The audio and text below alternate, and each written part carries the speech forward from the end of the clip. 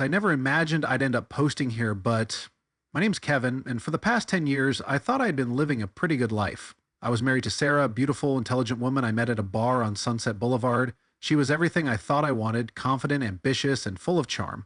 Together, we built what I believed was a solid, loving relationship. As our wedding anniversary approached, I wanted to make it a day she'd never forget. We'd been through ups and downs like any couple, but I truly believed we were stronger for it. I had this image of us growing old together, laughing about the silly arguments, and celebrating how we made it through the hard times.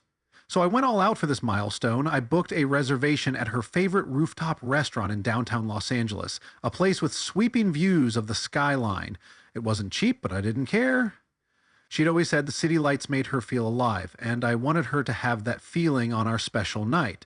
To top it off, I hired a photographer to capture candid moments of the evening. I pictured us laughing, holding hands, looking like one of those couples you see in cheesy anniversary commercials. Then there was the gift.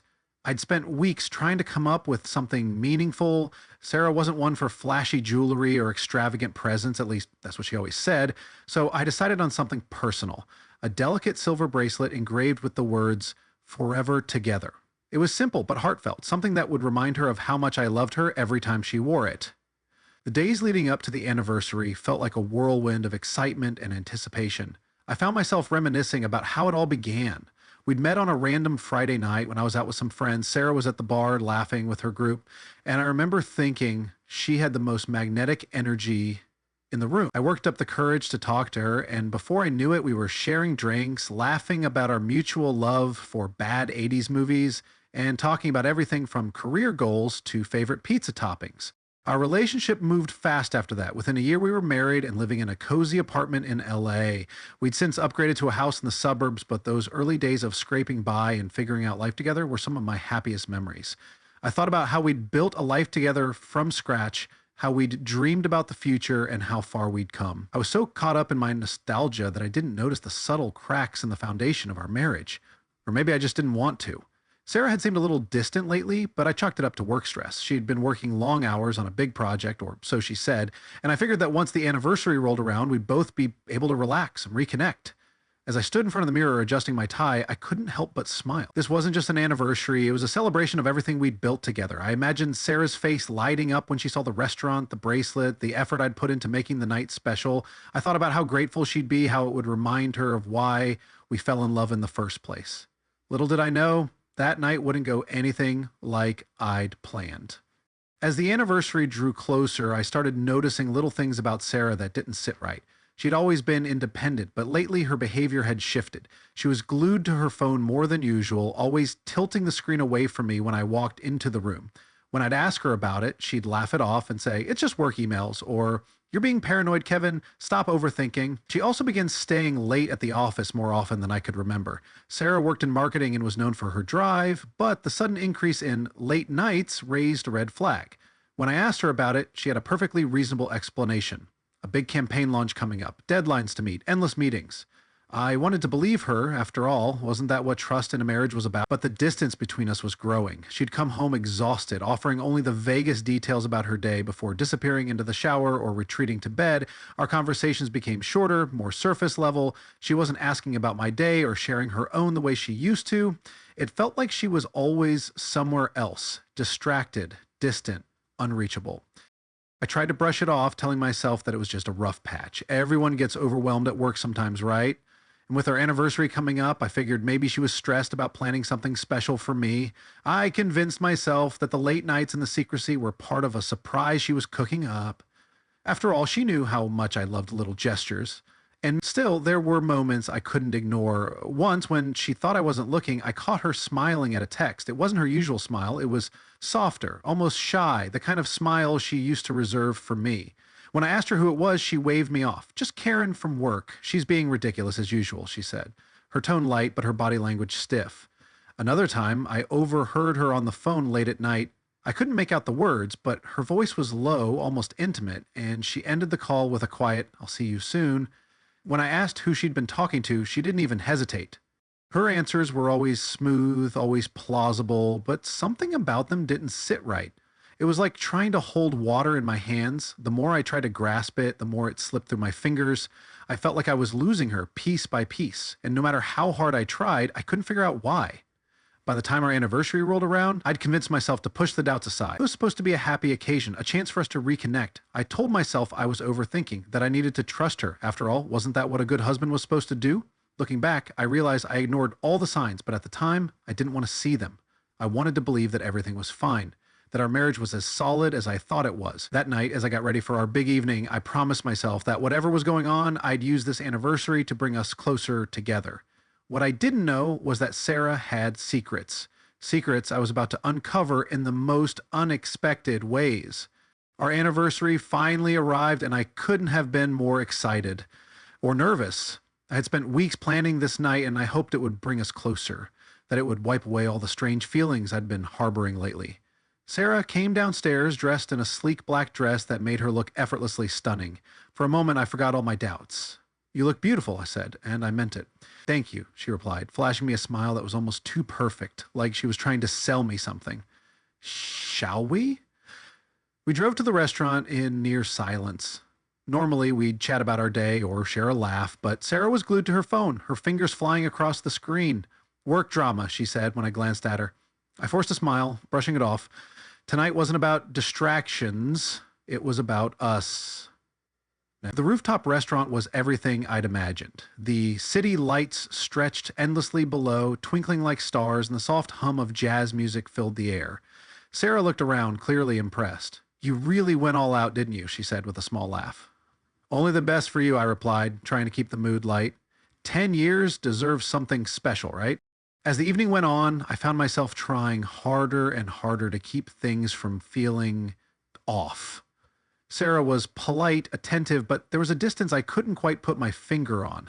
She laughed at my jokes, but the laughter didn't reach her eyes. She complimented the food, but her tone felt detached. It was as though she was playing a role, trying to match the effort I was putting in, but not fully committing to it. Still, I pushed forward, determined to make the most of the night. We talked about the past, our early days of dating, the time we got locked out of our first apartment, the ridiculous road trip where we got lost for hours. For a little while, it felt like we were reconnecting, like the Sarah I fell in love with was still there, buried beneath whatever had been bothering her lately. But even when I mentioned future plans, taking a vacation, renovating the house, Sarah would smile and nod, but didn't offer much in return. It felt like her mind was elsewhere, like she was counting down the minutes until she could leave. I tried to ignore it, telling myself I was overthinking things. This was supposed to be a celebration, not an interrogation. As the night drew to a close, I suggested we take a few photos against the skyline. She agreed, and for a moment, everything felt almost normal. We smiled for the camera, our arms around each other, the city lights glowing in the background. But even as the flash went off, I couldn't shake the feeling that something was missing. Her smile didn't feel genuine. It felt practiced. By the time we got home, I was exhausted. Not from the evening itself, but from the effort it took to keep pretending everything was fine. Sarah seemed relaxed, maybe even relieved, as she kicked off her heels and headed upstairs. "Thanks for tonight," she said, giving me a quick peck on the cheek. "It was really sweet of you." When we got to home, I stood there for a moment, watching her disappear into the bedroom. Part of me wanted to let it go, to accept the night for what it was. But the other part, the part that had been noticing the distance, the secrecy, the odd behavior, knew this wasn't over. Something wasn't right, and sooner or later, the truth would come out. The morning after our anniversary, Sarah seemed unusually chipper. She was humming to herself as she poured coffee, a lightness in her step that I hadn't seen in weeks. It was strange, but I tried to take it as a good sign. Maybe last night had helped us reconnect, or maybe she was genuinely happy about the effort I'd put into the celebration. "By the way," she said, turning to me with a smile, "I have something for you." "Oh?" I raised an eyebrow, surprised. "You didn't say you had a gift." "Oh, I wanted it to be a surprise," she replied, walking over to hand me a neatly wrapped box. "Go ahead, open it." I peeled back the paper, revealing a beautiful bottle of expensive wine, a handwritten card, and a photo frame. Inside the frame were several pictures of us, snapshots from trips, family gatherings, and other milestones. It was thoughtful, and I felt a flicker of hope that maybe she really was trying to mend whatever had been off between us. "This is great, Sarah," I said, genuinely touched. "Thank you." Her smile widened, but there was something else in her eyes. Nervousness, maybe? "I thought you'd like it." The wine's from that vineyard we visited in Napa a few years ago, remember? I nodded, but my attention was drawn to the photo frame. As I looked closer, something caught my eye. One of the pictures didn't seem to belong. It wasn't glaringly out of place, but there was a man in the background I didn't recognize, standing close to Sarah with his arm around her. They looked familiar, comfortable in a way that made my stomach twist. "Who's this?" I asked, holding up the frame and pointing to the photo. Sarah's expression froze for a split second before she let out a nervous laugh. "Oh, that? That must have gotten mixed in by accident. It's just an old work thing." "An old work thing?" I repeated, my tone sharper than I intended. "Why is he hugging you like that?" She shrugged, her smile tightening. "Kevin, it's nothing. Just a silly picture from some team event. I didn't even realize it was in there. Don't overthink it." I wanted to press her further, but I stopped myself. The last thing I wanted was to start an argument, especially after everything I'd done to make the anniversary special. Still, I couldn't shake the uneasy feeling that something wasn't right. Later that evening, after Sarah had gone to bed, I found myself staring at the photo frame again. I couldn't get that man's face out of my mind. Who was he?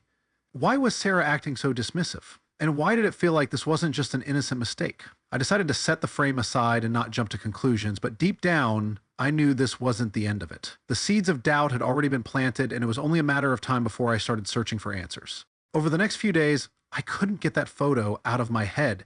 Every time I looked at Sarah, the image of her with that man played in my mind like a bad movie I couldn't turn off. She was acting normal, or at least she was trying to, but I started noticing things I hadn't paid attention to before. Little things. She was spending more time on her phone than ever, and she was unusually protective of it. If I walked into the room while she was texting, she'd quickly lock the screen or put the phone face down. I caught her smiling at messages a few times, but when I asked what was so funny, she'd brush me off. "Just something from Karen," she'd say, referring to her coworker. But the way she said it sounded rehearsed, like she'd prepared the answer in advance. Then there were the late nights. Sarah had always been a hard worker, but suddenly she had more emergency meetings and client dinners than I could keep track of. When I offered to pick her up from the office after one of these late nights, she declined, saying she'd already arranged a ride. It felt like she was building walls between us, and I didn't know how to tear them down. One night she came home smelling of wine and expensive cologne that wasn't mine. "How was the client dinner?" I asked, trying to sound casual. "Exhausting," she replied, dropping her bag on the counter. "But we closed the deal, so it was worth it." She kissed me on the cheek, but it felt like an afterthought. As she walked upstairs to take a shower, I stood there, replaying the moment in my head. Something wasn't adding up, but I didn't have enough to confront her yet. The tipping point came when our 10-year-old son, Ethan, asked me an innocent question. "Dad," he said while we were playing video games, "who's the man Mom was talking to in the kitchen the other day?" My heart sank. "What man, buddy?" "I don't know," he said, his little brow furrowed. "I think he was her friend. He came over when you weren't home and they were laughing a lot." I tried to keep my voice steady. "Did you hear what they were talking about?" "Not really," Ethan replied. "But he left before dinner. Mom said not to tell you because it was a surprise." A surprise. That word echoed in my head, and not in a good way. I smiled at Ethan, ruffled his hair, and told him not to worry about it. But inside, I was anything but calm. If Sarah was seeing someone behind my back, I needed to know for sure. That night, as Sarah slept beside me, I lay awake, my mind racing. Was it possible that she was just meeting with a colleague, that I was blowing things out of proportion, or was this the beginning of something far worse than I wanted to admit? I decided I couldn't rely on hunches and suspicions anymore. I needed real answers, and I was going to find them no matter how painful the truth might be. The doubts gnawed at me, eating away at my peace of mind. I knew I needed answers, something tangible to either confirm or disprove my suspicions. I hated the idea of going through Sarah's phone. It felt like a line I shouldn't cross. But what choice did I have? Her secrecy and strange behavior were driving me insane. The opportunity came one afternoon when she left her phone on the kitchen counter to take a quick shower. My heart pounded as I picked it up, hesitating for a moment. Do I really want to do this? What if I find something I can't unsee? But the curiosity and the need for clarity was too strong to resist.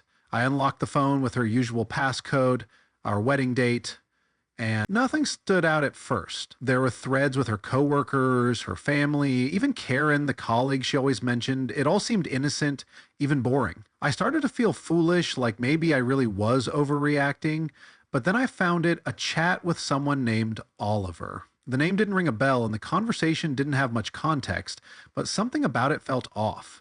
There wasn't anything explicit, no declarations of love or late night confessions, just a casual back and forth about work, projects, restaurant recommendations, and shared interests. But the tone was warm, too warm.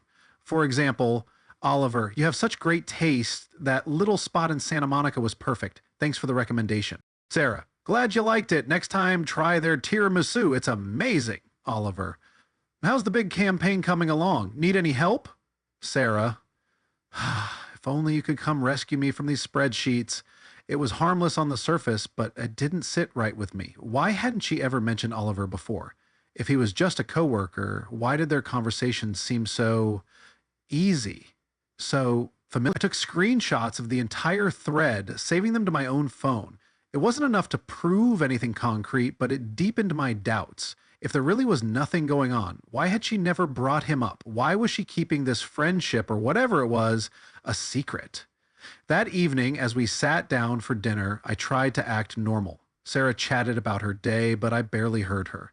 My mind was racing, replaying the messages, and trying to piece together the puzzle. Was Oliver really just a friend, or was there something more she wasn't telling me?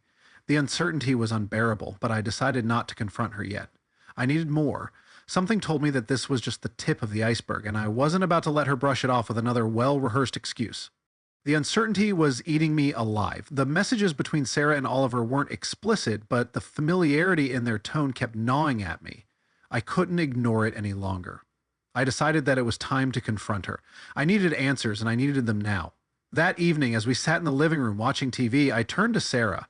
She looked relaxed, scrolling on her phone, seemingly oblivious to the turmoil brewing inside me. Hey, my heart pounded, but I forced myself to speak. Sarah, I said, keeping my tone as calm as possible. Can we talk about something? She glanced at me, her brow furrowing slightly. Of course. What's on your mind? I took a deep breath. Who's Oliver?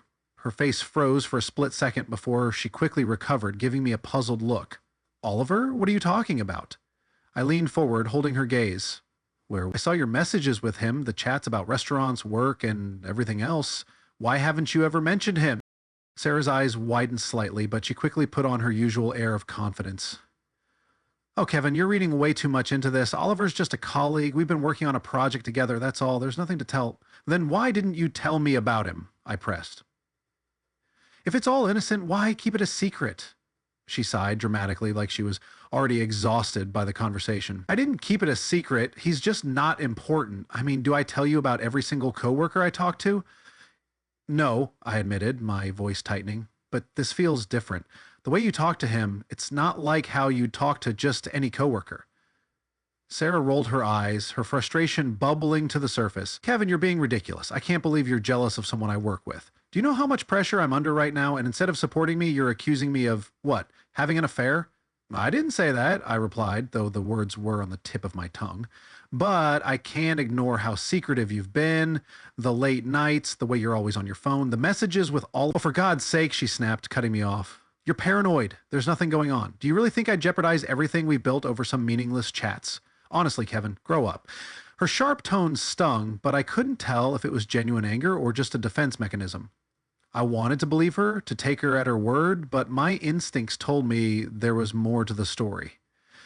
I just want the truth, Sarah, I said quietly. If there's nothing going on, then prove it. Be honest with me. She stood up abruptly, crossing her arms. I already told you the truth. If you don't believe me, that's your problem. I'm not going to stand here and be interrogated like some criminal. With that, she stormed out of the room, leaving me alone with my thoughts. The confrontation hadn't given me the closure I was hoping for. If anything, it only deepened my doubts. Her defensiveness, her refusal to engage, none of it felt like the response of someone who had nothing to hide. I sat there in silence, staring at the empty doorway.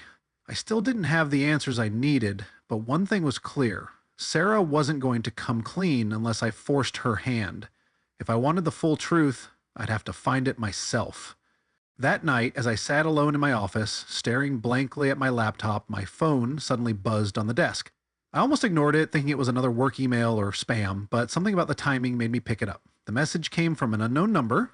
At first I hesitated, was it a wrong number or spam?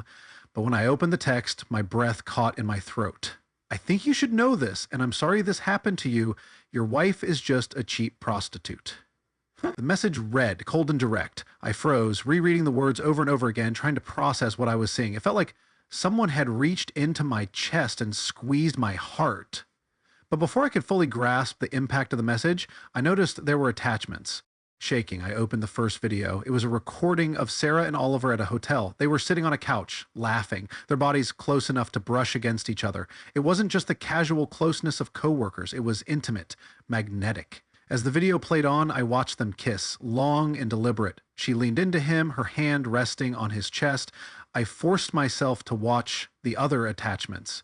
For there were photos, too. Pictures of them in various moments of intimacy. A selfie of them in bed, her hair messy and her face glowing in a way that made my stomach churn. A shot of them holding hands as they walked down a hotel hallway. Another photo of Oliver kissing her on the cheek as she smiled. It was undeniable. This wasn't just emotional cheating or innocent flirting. It was a full-blown affair. The videos and images burned into my brain as I sat there, my phone still in my hand. My mind raced, replaying the events of the past few weeks, of our anniversary dinner, of her distant behavior, of every red flag I had ignored or explained away. I thought of the bracelet I'd given her, engraved with the words, "Forever Together," and how hollow those words felt now. My stomach turned as I realized that while I had been pouring my heart into making her feel loved and celebrated, she had been sharing herself with someone else. And not just someone else, Oliver, the man she had hidden so carefully, the man I hadn't even known existed until a few days ago. I sat there for what felt like hours, the weight of the evidence pressing down on me. The anonymous message, the videos, the photos, they all told the same story. The woman I had trusted, the woman I had shared my life with for 10 years, had betrayed me in ways I never imagined. As the clock ticked past midnight, I realized there was no going back from this. I couldn't unsee what I had just witnessed, couldn't unfeel the pain and anger boiling inside me. The Sarah I thought I knew was gone, replaced by someone who had shattered our marriage with lies and deceit. Tomorrow, I decided I would confront her. No more excuses, no more waiting for her to come clean. I deserved the truth, no matter how much it hurt. The next morning, I woke up early, still haunted by the images and videos I had seen the night before. Sarah was already downstairs, humming to herself as she made coffee. How could she act so normal, so carefree after everything she had done? The thought made my blood boil, but I forced myself to stay calm. This wasn't a conversation I wanted to have in anger. I needed clarity, not chaos. I walked into the kitchen and she turned to smile at me. "Morning," she said cheerfully, holding out a mug of coffee. "Sleep okay?" I took the mug, my hands shaking slightly as I set it on the counter. "We need to talk," I said, my voice low but firm. She paused, her smile faltering. "Sure, what about?" I pulled out my phone and placed it on the counter between us. Her eyes flicked to it, her expression tightening. "Who's Oliver, Sarah?" I asked bluntly. Her face turned pale, but she quickly tried to mask it with confusion. "What are you talking about?" "You know exactly what I'm talking about," I said, my voice rising slightly. "I got a message last night, a message with videos and photos. I know everything." Her hand trembled as she set her coffee down. "Kevin, I don't know what you think you saw, but—" "Don't lie to me," I snapped, cutting her off. "I saw the videos, Sarah. I saw you with him. At the hotel. Don't stand there and insult me by pretending it's nothing." For a moment, she just stood there, her mouth opening and closing like she was searching for the right words. Finally, she let out a shaky sigh and leaned against the counter. "Okay," she said softly. "You're right. There's something going on, but it's not what you think." I laughed bitterly. "Not what I think? You were kissing him, Sarah. You were in bed with him. What exactly am I supposed to think?" "It was a mistake," she said, her voice rising. I was confused, Kevin. You've been so distant lately, and I needed someone to talk to." "Talk to?" I repeated, incredulous. "That's what you call it? Talking? Because what I saw sure as hell didn't look like talking." She looked away, her arms crossed tightly over her chest. "Didn't mean anything," she mumbled. "It's over now. It was just, I don't know, a stupid escape." "An escape?" I said, my voice breaking. "You destroyed our marriage for an escape?" Tears welled up in her eyes, but I didn't feel sorry for her.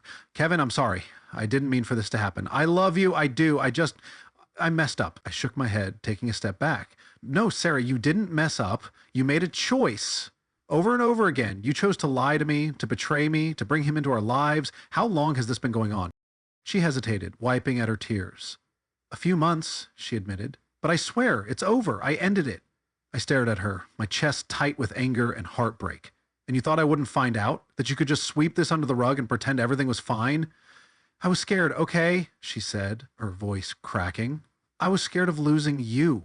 Well, congratulations, Sarah, I said coldly. Because you just did. Her tears flowed freely now, but I didn't care. I couldn't. The woman standing in front of me wasn't the Sarah I thought I knew. She was a stranger, a liar who had taken everything I thought we had and torn it apart.